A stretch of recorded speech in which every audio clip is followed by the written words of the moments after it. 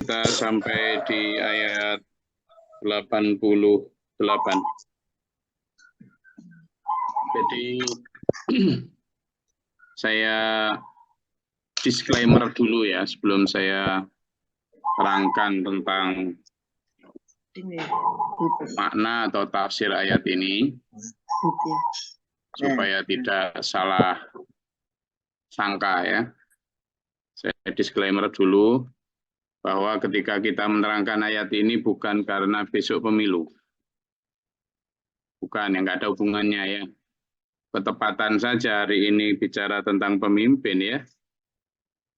Dan setiap hari kita memang mengkaji 2 ayat, 3 ayat. Dan hari ini kita sampai di surat An-Nisa ayat 88. Saya bukan pendukung partai tertentu, juga bukan pendukung paslon tertentu. Kalaupun besok saya milih ya karena kewajiban sebagai warga negara, sambil berdoa kepada Allah diberikan pemimpin yang staf, sidik, tablek, amanah, fatonah. Berikan oleh Allah pemimpin dan pemerintahan yang adil dan bijaksana.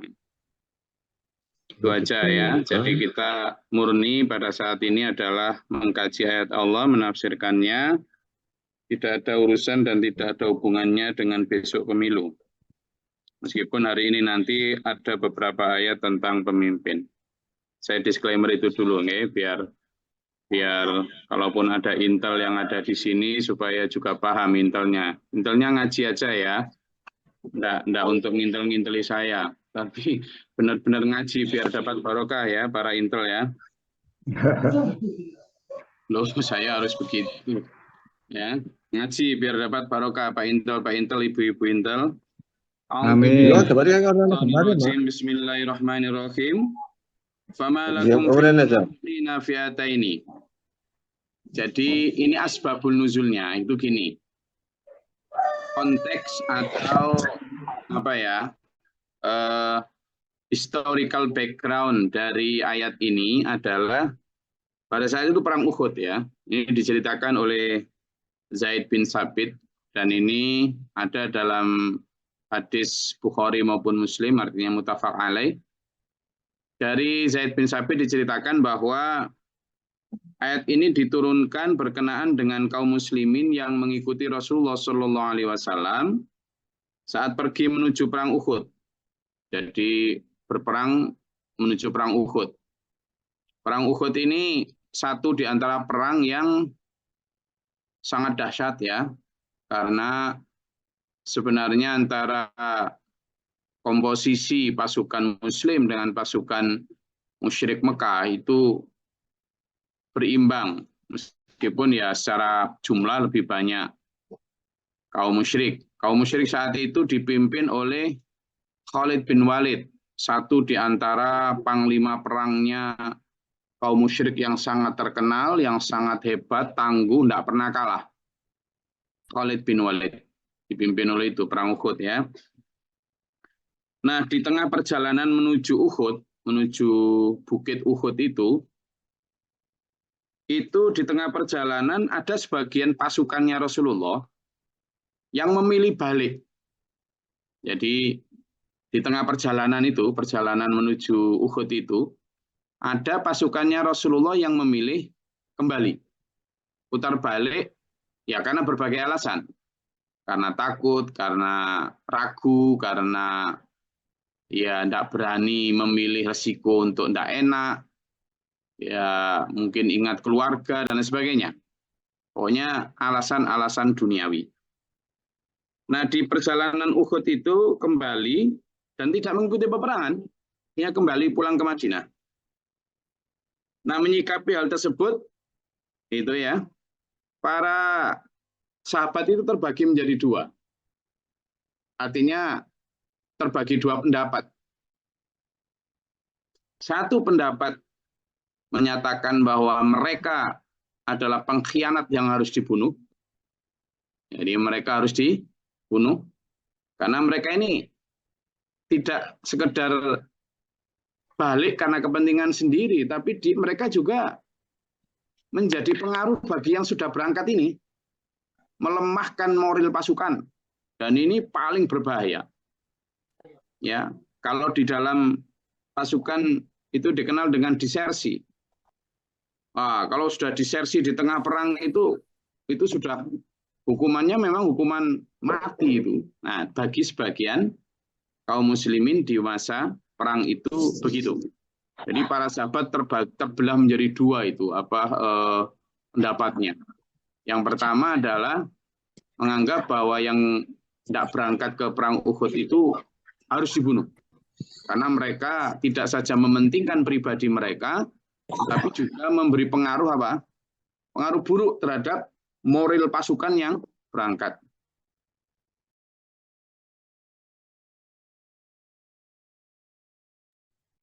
Jadi itu yang kemudian menjadikan satu kelompok itu berpendapat bahwa mereka harus mati. Mereka harus dibunuh karena memang hukum perang itu begitu ya. Ini bukan kok terlalu keras atau apa, enggak, memang hukum perang itu ya kalau nggak dibunuh ya membunuh. Dan satu di antara yang paling berbahaya itu adalah kalau pasukannya adalah disersi atau berkhianat lah intinya. Maka pasukan muslim terbelah itu menjadi dua. Satu kelompok berpendapat bahwa yang kembali tidak lanjut ke Uhud itu harus dibunuh. Nah, satu kelompok lagi berpendapat nggak usahlah dibunuh. Itu sudah urusan mereka. Kita yang penting menguatkan kita aja, begitu. Nah, ini yang dimaksud dalam ayat 88 ini sebagai fi'ata ini. Menjadi dua kelompok. Kenapa Allah bertanya? Famalakum, kenapa kalian kok kemudian fil munafiqina dalam menghadapi orang munafik tadi itu?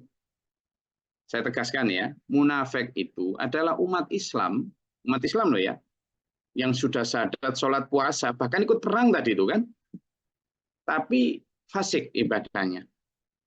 Tapi seringkali dalam kondisi ragu di dalam mentaati Allah dan Rasul-Nya.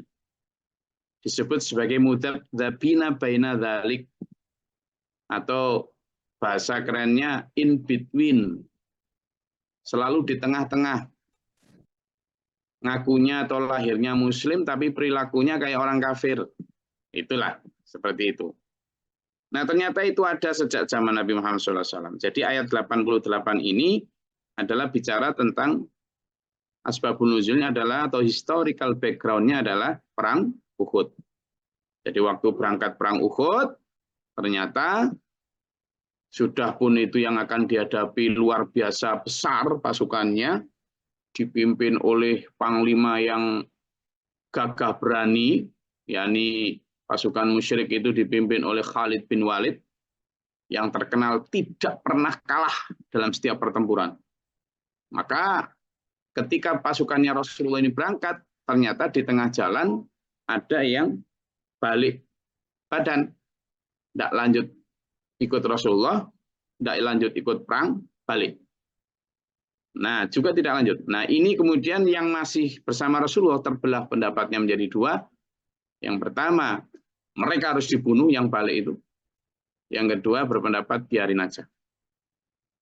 Nah, ini yang ditanyakan Rasulullah. Ditanyakan Allah dalam ayat 8. Kenapa mereka kalian kok kemudian terbelah itu? Wallahu arkasahum bima kasabu. Dan Allah mengembalikan mereka menjadi kufur lagi setelah beriman karena pengkhianatan tadi.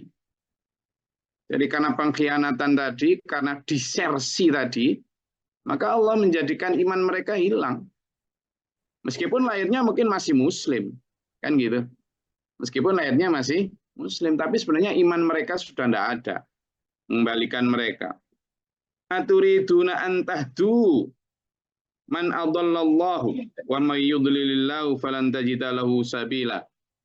Bagi kelompok mukmin yang tadi berpendapat bahwa biarin saja mereka mungkin nanti biar dapat petunjuk, gitu kan? Tapi yang satunya kan bunuh saja, mereka ini desersi, nggak boleh kalau perang kayak gitu. Bagi yang berpendapat biarin jangan dibunuh, itu kan berpendapat bahwa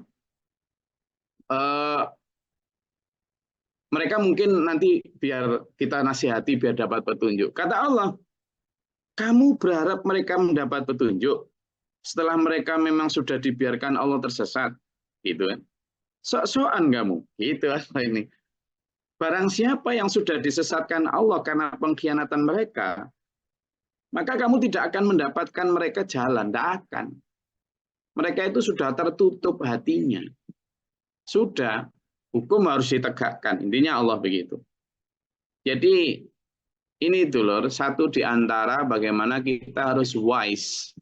Kita harus benar-benar bijaksana di dalam memilih jalan dakwah. Ya.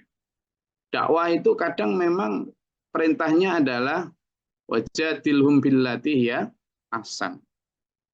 Apa berjidallah atau berdebat, berdakwalah, beradu argumenlah dengan mereka itu dengan tutur kata yang baik, dengan kesopanan dan kelemah lembutan. Kan gitu. Jadi berdakwah itu bil mau'izatil hasanah. Dengan tutur kata yang baik, dengan cara sopan lembut, dengan tata krama, dengan itu satu sisi ya, satu sisi. Tapi di sisi lain ada juga cara yang dipakai memang harus tegas, keras, gitu. Nah, satu di antaranya ya seperti ini, ketika menghadapi kanker seperti ini. Analoginya sederhana. Kalau sampean dan saya mau membelah batu yang besar atau memotong pohon yang besar, sampean kan tidak mungkin pakai silat apa tatra yang kecil itu atau pakai jarum yang pelan-pelan lemah lembut. Kita harus ya nggak jadi motong mecah belah batu besar tadi ya tuh gitu ya harus pakai gergaji mesin yang besar atau kapak yang keras. Tapi di sisi lain ketika sampean dan saya mau atau ada tukang servis jam tangan itu ya dia harus lembut, alat-alat yang dipakai juga kecil, pelan banget. Karena yang diservis adalah apa? Jam tangan. Tapi kalau yang diservis itu misalnya bego yang besar itu, eskavator yang besar atau motong pohonnya, ya nggak gitu caranya. Beda, itulah. Jadi kadang lembut itu juga baik, kadang keras juga baik. Itu namanya tahu situasi dan kondisi. Rasulullah ketika menghadapi beberapa orang kafir yang dhimmi, ya memang apa? Lemah lembut, didekati mereka dengan kegiatan sosial apa segala macam, bahkan ketika Rasulullah diludahin pun tetap dijenguk kan gitu. Bahkan kepada orang Yahudi masih bermuamalah dengan baik, dengan orang Nasrani bermuamalah dengan baik, bertoleransi dengan baik, tetap. Tapi bagi orang-orang yang sudah jelas-jelasan harbi, ya orang kafir yang jelas merangi kita misalnya, kayak dulu zaman Belanda datang sudah mau nembaki bangsa ini, ya lawan dengan bambu runcing apa segala macam, ya tetap harus melawan dengan keras. Tapi begitu yang datang adalah orang-orang yang tetap mau berdagang, apa ya kita terima dengan baik meskipun mereka non-muslim. Jadi itu bedanya. Ya, kalau kerupuk keras, ya harus keras no rempeyek. Kalau nggak keras ya nggak enak. Tapi kalau kerasnya maaf, tai sapi yang kering ya nggak enak. Kan gitu. Kalau lembut tapi lembutnya maaf, tai ayam yang masih hangat, ya nggak enak. Tapi kalau lembutnya jenang atau coklat masih panas, ya enak. Padahal hampir mirip toh coklat panas sama tai ayam. Jadi itu dulu. Jadi di sini kita ditunjukkan sisi tegasnya Islam dalam menghadapi orang-orang yang berkhianat. Waddu law takfuruna kama kafaru fatakununa sawa'an fala tattakhidhu minhum awliya hatta yuhajiru fi sabilillah. Nah, saya lagi-lagi disclaimer ya. Tadi di awal sudah saya disclaimer. Saya akan menerangkan ini bukan karena besok sampean nyoblos, saya tidak ada hubungannya. Tafsir ini sudah kita laksanakan hampir 10 tahun dan sudah khatam sekali dan ini diulangi lagi Dan sekarang sampai di ayat 88 dan 89 hari ini tanggal 13 Februari 2024 sehari sebelum coblosan. Tidak ada hubungannya. Jadi saya akan menjelaskan ini hanya karena tafsir yang ada dalam ayat 89. Mereka orang-orang munafik itu sebenarnya ketika balik dari perang Uhud, tidak melanjutkan ikut perang Uhud, itu juga mereka berharap bisa ngajak sampean semua, kata Nabi, kata Allah, ngajak kalian yang masih itu agar kembali kepada kekafiran sebagaimana mereka juga sudah kufur. Jadi akhirnya sampean menjadi sama dengan mereka. Fatakununa sawaan. Ya dalam hal pola pikir, dalam hal cara hidup, dalam hal biar nggak ngikuti Rasulullah lagi gitu. Maunya begitu. Jadi sampean meskipun mereka nggak kok kemudian ngajak nyembah berhala, enggak. Mereka yang mungkin pada lahirnya ya tetap syahadat, sholat, puasa, zakat, bahkan mungkin haji. Malah dalam beberapa peperangan yang lain, ketika mereka tidak ikut perang juga, itu malah biar nanti Rasulullah tidak marah, di Madinah mereka bangun masjid toh. Lebih indah daripada masjidnya Rasulullah. Itu. Tapi oleh Rasulullah tahu, itu kamu masjid malah kamu bikin hanya untuk perpecahan kok. Maka orang-orang semacam ini, kata Allah, wala fala tattakhidhu minhum auliya. Jangan kamu pilih orang-orang munafik itu sebagai apa? Pemimpin. Jangan. Meskipun lahirnya muslim, hatta yuhajiru fi sabilillah, sampai mereka benar-benar kembali atau berhijrah pindah dari cara hidup mereka kepada cara hidupnya Allah yang dituntunkan oleh Allah. Nah, gimana? Yaitu tadi satu diantaranya adalah sami'na wa ta'na. Setiap perintah di dalam Al-Quran maupun hadis ditanggapi dengan sami'na, kami mendengar, wa ta'na, dan kami taat. Bukan yang sami'na wa asoyna, kami mendengar dan kami abai. Atau sekarang halusnya apa? Sami'na wa pikirna. Kami mendengar tapi kami mikir dulu lah, Gus. Masa gitu? Ya gitu tapi ya enggak gitu kali.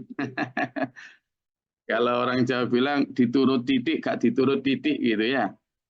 Ya diikuti dikit, ya enggak diikuti dikit gitu. Yang senyum-senyum krosok. Jadi di sini jangan kamu milih pemimpin yang jelas-jelas mereka tidak menegakkan kebenaran Allah sampai benar-benar mereka berhijrah di jalan Allah. Jadi kalau kita lihat ini maka sudah jelas kriteria pemimpin yang harus sampean pilih. Fa in tawallau, maka jika mereka berpaling dari iman seperti halnya sebagian muslimin yang berpaling dari perang Uhud tadi, kata Nabi, konteksnya saat itu fakhudhuhum, maka tawanlah mereka waqtuluhum, dan bunuhlah mereka haitsu wajadtumuhum, dimanapun kamu temukan mereka. Sekali lagi konteksnya ini adalah konteks perang, bukan konteks damai. Saya ulangi, perintah untuk memburu mereka, menawan mereka, dan membunuh mereka, dimanapun kamu temukan adalah konteks perang. Artinya konteks prajurit yang disersi. Sampeyan tanya ini Pak Kopaska, Pak Mukhlisin ini, Komando Pasukan Kata, Pak Bakhrul, yang sudah lama. Mereka yang lari dari perang, itu hukumnya dimanapun, nggak usah hukum Islam. Hukum dimanapun mereka harus dibunuh, minimal di penjara. Kalau ketemu. Orang disersius begitu itu hukumnya. Kalau nggak ditawan, melawan, tembak. Itu udah pasti itu. Jadi bukan karena ini Islam keras atau Islam radikal. Bukan, itu hukum perang dimanapun begitu. Tanya Pak Mukhlisin. Gimana Pak Mukhlisin? Oke, betul. Nah, jadi gitu. Itu hukum perang dimanapun. Dan ini jangan diperlakukan di masa damai. Tidak loh ya. Tidak. Ya. Bahkan tentara pun kalau pas di masa damai, kemudian misalnya lari dari kantor atau apa istilahnya ndak masuk kantor, dia nggak langsung ditembak, ya dipanggil, kemudian ditangkap, lalu dipenjara untuk hukumannya. Kadang dikurangi pangkatnya dan lain sebagainya. Jadi sekali lagi konteks ini, ayat ini, Fa'in tawalau, jika mereka berpaling dari medan perperangan, disersi tentara-tentara muslim itu, maka fakhuduhum, cari, buru mereka, tawan mereka, penjarakan mereka. Jika tidak mau, waktuluhum, bunuh mereka, tembak mati. Keras, haitsu wajadtumuhum, dimanapun kamu temukan ketika mereka kamu buru. Jadi ini jangan diterapkan di masa damai dan juga jangan diterapkan kepada orang sipil. Beda ya, beda. Nanti zaman kemudian ada orang munafik, wah harus kita bunuh, repot. Nggak gitu konsepnya, bukan ya. Jadi ini untuk konteks masa perang. Tapi yang jelas untuk konsep masa damai, wala tattakhidhu minhum waliyya wala nasira. Dan dalam konteks damai, ketika orang-orang yang sudah punya cacat munafik seperti itu, jangan pilih sebagai pemimpin, jangan pilih sebagai pelindung. Ya, sudah jelas. Jadi kita dilarang untuk memilih sosok pemimpin yang apa? Munafik. Ciri munafik banyak dalam Al-Quran. Terutama jangan, kalau sampean merasa diri sampean munafik, ya jangan nyalonkan diri. Itulah maksudnya saya itu.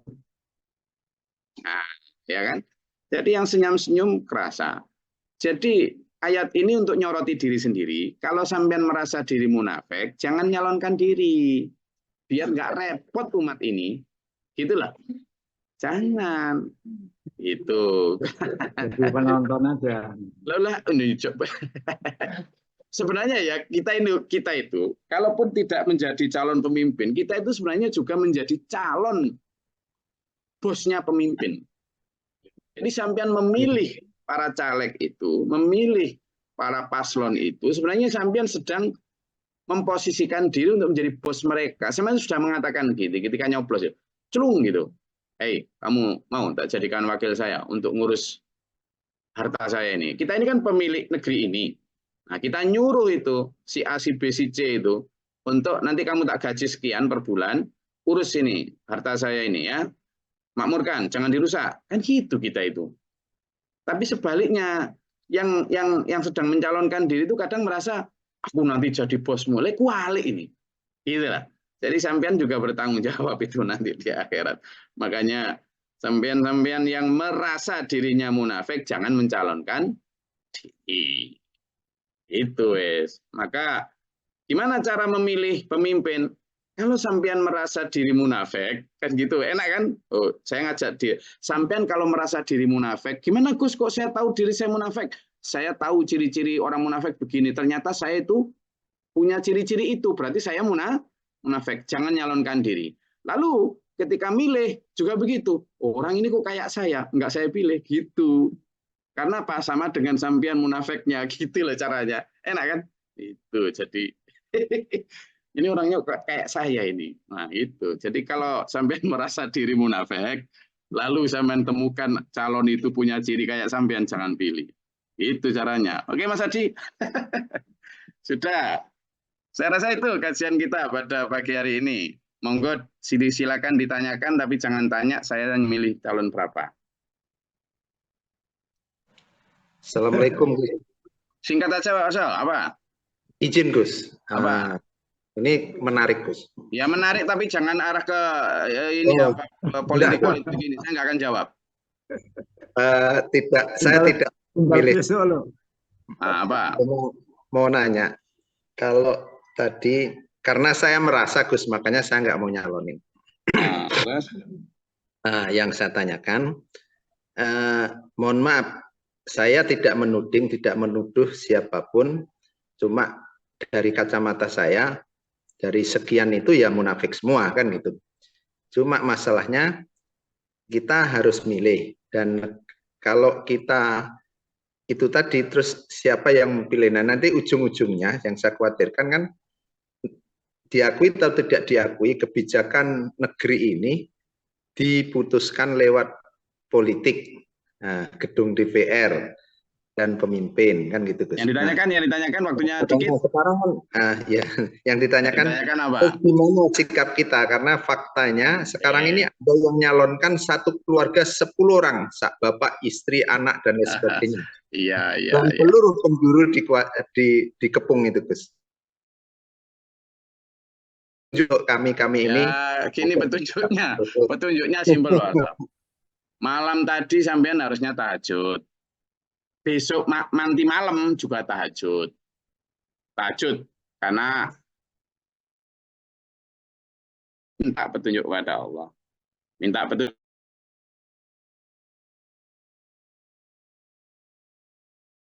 Ini caleg itu, paslon ini, paslon itu, semua pasti punya kekurangan.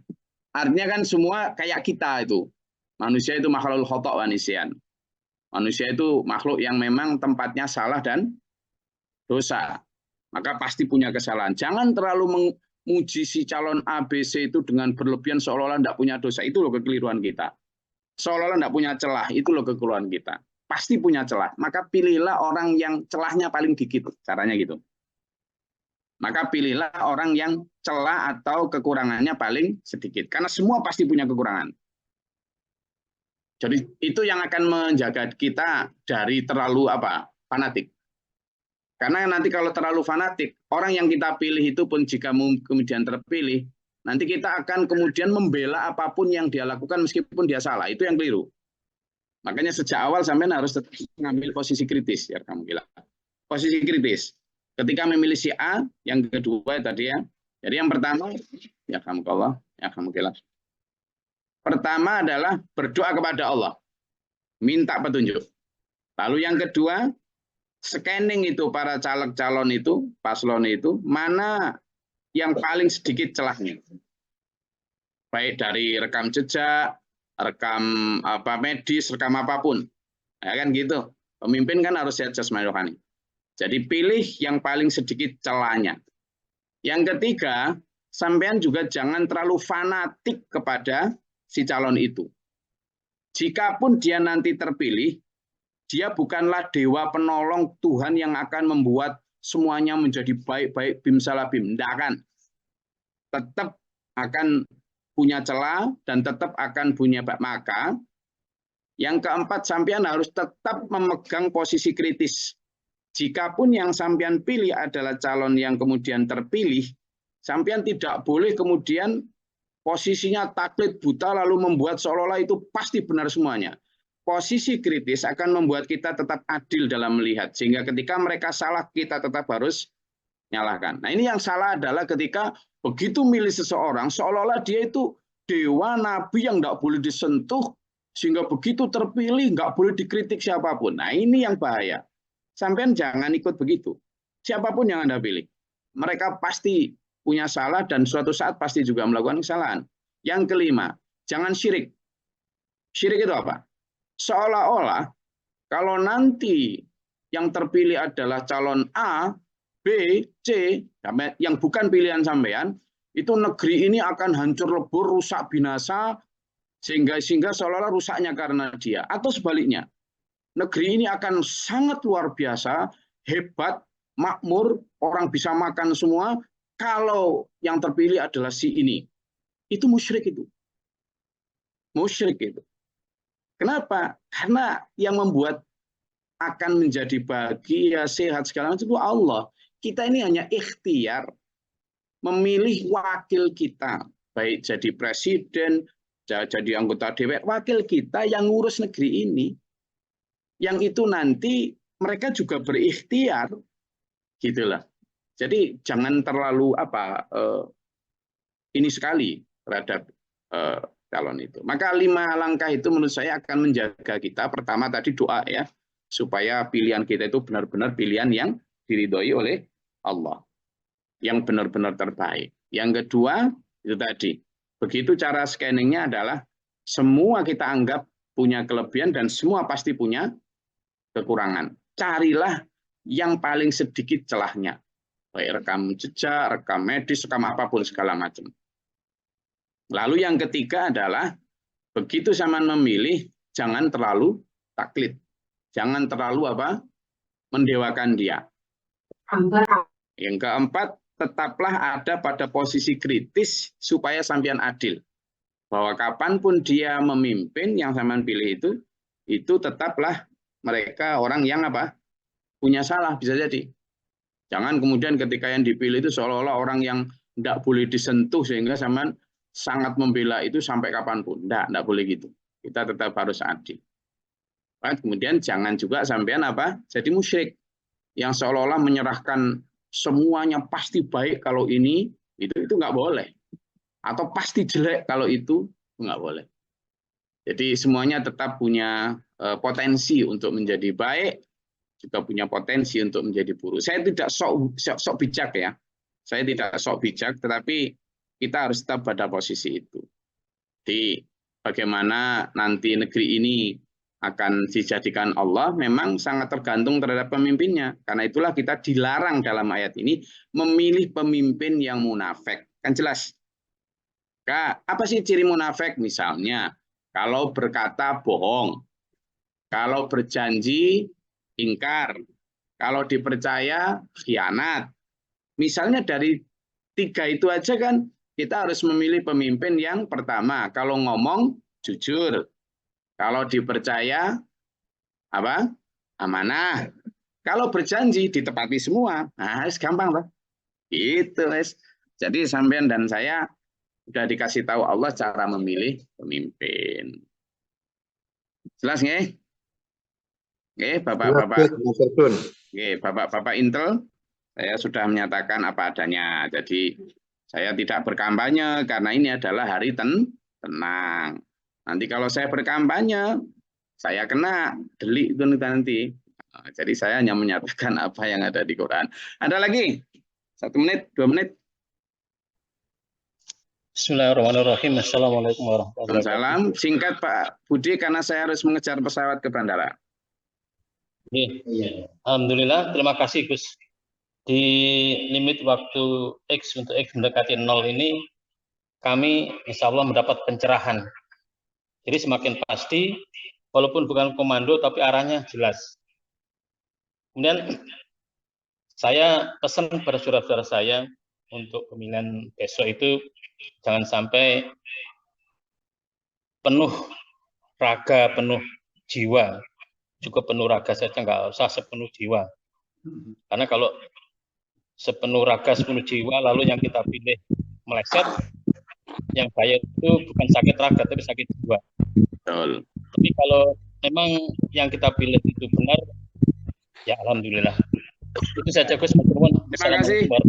Waalaikumsalam warahmatullahi wabarakatuh. Terima kasih Pak Budi, jelas sekali. Jadi jangan terlalu fanatik terhadap orang yang kita pilih. Orang yang kita pilih jika ternyata terpilih, yaitu berarti memang Allah memilih untuk dia. Dan kita ketika terpilih pun jangan terlalu fanatik. Betul Pak Budi tadi. Ini persoalan raga. Jangan terlalu kayak ini persoalan keimanan sehingga ada sampai ya Allah, kalau sampai ini tidak terpilih maka akan sedikit orang yang menyembahmu lagi. Itu kan ancaman kepada Allah. Itu tidak baik kayak gitu itu. Jadi ya sudahlah. Ini semuanya punya kelebihan dan kekurangan. Tapi kita tetap harus memilih dengan ciri yang tadi. Dan sekali lagi setelah itu pun kita tetap harus bersaudara dengan siapapun, dengan teman siapapun. Dan kalaupun siapapun yang terpilih bukan orang yang kita pilih, kita tetap berdoa kepada Allah. Ya Allah, jagalah negeri ini, jagalah keimanan kami. Ya Allah, jadikanlah negeri ini sebagai negeri yang baldatun thayyibatun warabun ghafur.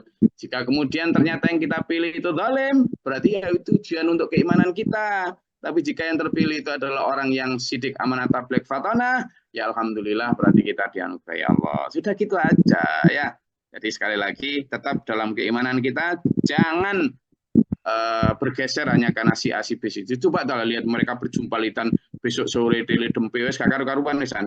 Makanya jangan terlalu fanatik. Mereka yang dulu begitu fanatik sama bela ternyata juga enggak kan gitu kan. Jadi main jelek semua. Sekarang yang sama jadi istilah kita sudah sering dibegitukan, maka kembali itu Pak Budi tadi kita anggap ini sebagai diorama kehidupan kita tetap jalan, besok ngaji tafsir lagi sebelumnya terus. Oke, besok nggak libur saya.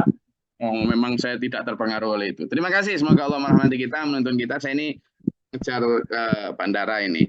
Terima kasih, mudah-mudahan Allah merahmati kita, menuntun kita dalam jalan kebenaran, dan tetap rukun, tetap sebagai saudara sebangsa setanah air. Kita adalah muslim yang bersaudara, apalagi sama muslim. Badan sehat jasmani rohani. Amin. Dianugerahi Allah rezeki yang halalan thayyibah. Amin. Diberikan Allah keselamatan dari godaan dajjal dan diselamatkan dunia akhirat kita. Semoga negeri ini menjadi negeri yang baldatun thayyibatun warahbun ghafur, mendapatkan pemimpin yang sidik, amanah, tabligh, fatona, adil dan bijaksana. Dan selamat dunia akhirat kita di dunia wal akhirah. Amin. Allahumma sholli wa sallim wa barik ala Allahumma fil mu'minina wal mu'minat wal muslimin muslimat wal ahya astaghfirullahaladzim. Allahumma atina fi man hadayta wa afina fi man afayta wa lana fi man tawallayt.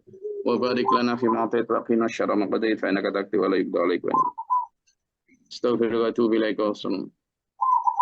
Allahumma dafa'na al-bala' wal waba' wa hastina min al-jinn. Rabbana najina wa lina sabina min al-qawmi dhalimin. Rabbana la taj'alna fi Allahumma rafa' darajatana wa qina. Rabbana man faktubna ma syahidin rabbana la tuzigh qulubana ba'da idh hadaytana wa hab lana min ladunka. Rabbana waj'alna muslimina laka wa mu'minina wa muslimin laka wa arina nasbana. Rabbana atina fid dunya hasanah wa fil akhirati hasanah wa qina adzabannar. Allahumma ta'ala wa rahmatika Allahumma anzil 'alaina rahmatan bi yadil qatil amtar wa bi tadawwur rahlat jalal wa taala. Rabbana waj'alna muslimina laka wa mu'minina wa muslimin laka. Rabbana man faktubna ma syahidin rabbana la tuzigh qulubana ba'da idh hadaytana. Rabbana atina fid dunya hasanah wa fil akhirati hasanah wa qina adzabannar. Rabbi firli wa li akhi wa li zawji wa li dhurriyyatina min Allahumma malikal mulki tu'til mulka man tasha' wa tanzilul mulka man tasha' wa tu'izzu man tasha' wa tudhillu man tasha' bi yadikal khair innaka 'ala kulli syai'in qadir. Tulijul laila fin nahari wa tulijun nahara fil lail wa tukhrijul hayya minal mayyiti wa tukhrijul mayyita minal hayyi wa tarzuqu man tasha' bi ghairi hisab. Rabbana adkhilna mudkhala sidqi wa akhrijna min mukhraja sidqi wa ja'alna min ladunka sultanan nasira wa qul ja'al haqqu wa zahaqal batil innal batila kana zahuqa. Rabbana taqabbal du'a innaka antas samiul 'alim innallaha lam yudhir ma sunu bil ibadi innallaha 'ala kulli syai'in qadir. Subhana rabbika rabbil 'izzati amma yasifun wa salamun 'alal mursalin alhamdulillahi rabbil alamin. Wassalamualaikum warahmatullahi wabarakatuh. Waalaikumsalam warahmatullahi